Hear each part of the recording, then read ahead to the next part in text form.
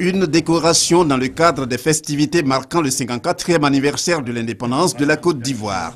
Aux 29 personnalités récompensées, il a été décerné d'abord, dans l'ordre national, une médaille de grand officier ainsi que 3 autres à titre de commandeur et une vingtaine d'autres à titre d'officier. Ensuite, dans l'ordre du mérite ivoirien, 5 médailles dont 4 à titre d'officier et une à titre de chevalier. Les récipiendaires, à travers leur porte-parole, ont accueilli avec la plus grande joie ces distinctions synonymes de reconnaissance de l'État. Chacun des récipiendaires d'aujourd'hui mériterait une apostrophe spéciale.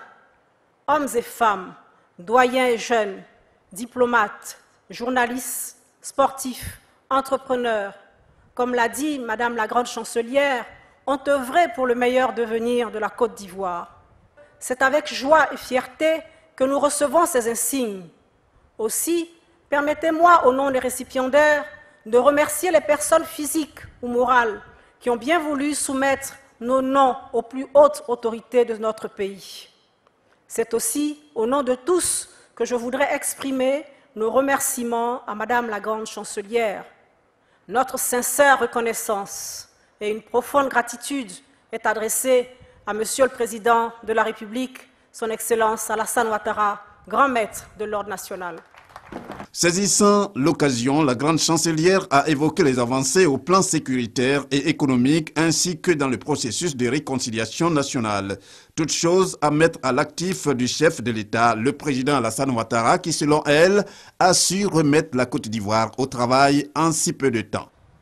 Les Ivoiriens retrouvent un meilleur environnement en matière d'infrastructures avec les constructions de ponts et les réfections de routes dans toutes les régions.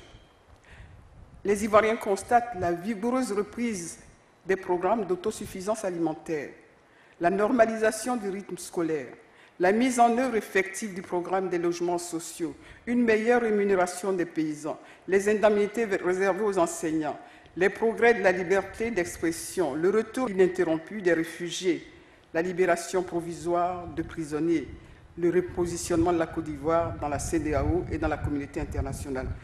Toutes ces avancées indiquent que le gouvernement est sur le terrain.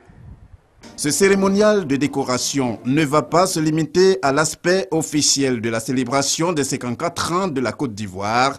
À en croire la grande chancelière, le mardi 12 août 2014 est la date choisie pour une cérémonie plus ouverte.